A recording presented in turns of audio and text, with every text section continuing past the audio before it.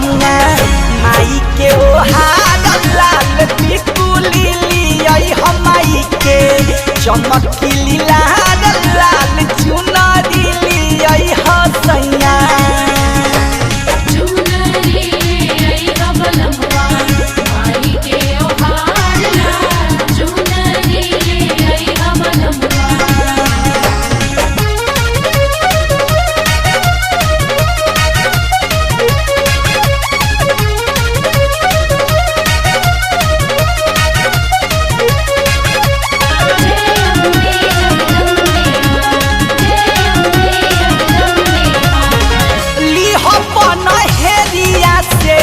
पानी के पतैया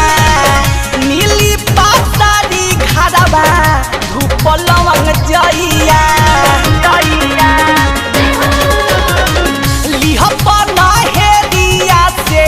पानी के पतैया नीली पातारी घरवा धूप लवंग जइया मालनी से ले आई हो ओढ़ौल के हार लाल मालनी से ले आई हो ओढ़ौल के हार लाल चुनरी लियाई हो बलमुआ माई के ओहार लाल टिकुली लियाई हो माई के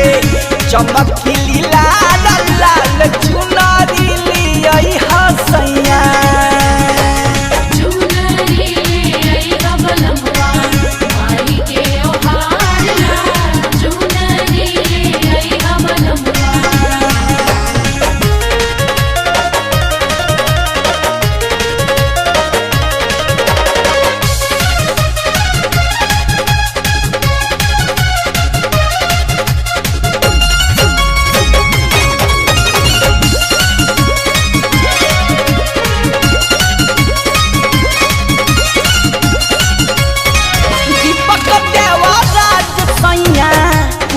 ना भूलई हो पूजा के सामान ये सैया पूरा लेके आई हो दीपक देवराज सैया कुछो ना भूलई हो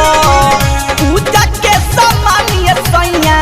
पूरा लेके आई हो भरत मनी सलाकी बदले गोहार लाल चंदन मनी सलाकी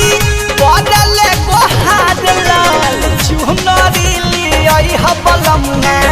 माई के ओहार लाल टिकुली लियाई हो माई के चमकीली लाल